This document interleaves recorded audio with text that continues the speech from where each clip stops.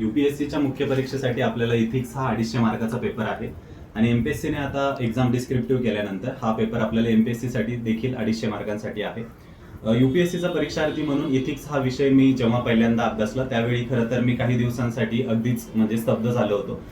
मी अगदीच खूप खोलात जाऊन विचार करायला सुरुवात केली. त्यानंतर मी मैत्रेयमध्ये आशिष सरांचे इथिक्स बॅचचा विद्यार्थी होतो आणि हे लेक्चर ज्यावेळी मी कंटिन्यू करत होतो त्यावेळी माझी ती विचारांची गहनता जी आहे ती अधिकच जास्त वाढत गेली.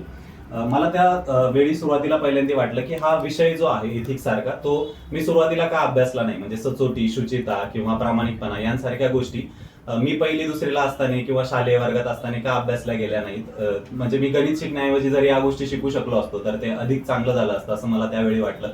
आणि त्यावेळी मला असं वाटायचं की जर मला कधी संधी दिलीच बुवा, असं की त्यावेळी आम्हाला निबंध पण यायचे की एका दिवसाचं पंतप्रधान बनवलं तर काय कराल, तर मी असं हसत सांगायचो मी पहिल्यांदा इथिक्स हा सब्जेक्ट जो आहे तर तो पहिलीच्या वर्गापासूनच इंट्रोड्यूस करेल. सो हा इथिक्स हा विषय या परीक्षेच्या पलीकडे तुमचा मानवतेकडे जाणारा किंवा माणूसपणाकडे घेऊन जाणारा एक सुंदर प्रवास आहे.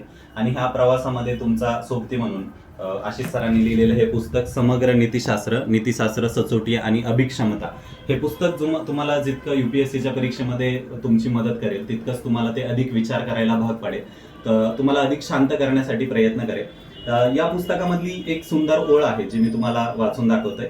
सध्या सगळीकडे सोशल मीडियाचा जमाना आहे, सगळीकडे वेगवेगळे रील्स फॉरवर्ड केले जात आहेत आणि सुंदरतेची किंवा सौंदर्याची एक वेगळ्या प्रकारची डेफिनेशन केली जाते.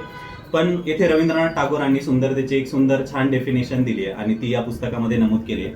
ते म्हणतात की प्रकाशाला पारख होऊन भीतीपोटी निर्माण करणाऱ्या प्रकाशाच्या भिंतींच्या आड जगू पाहणारा हा समाज खऱ्या सौंदर्याची अनुभूती कधीच घेऊ शकणार नाहीये.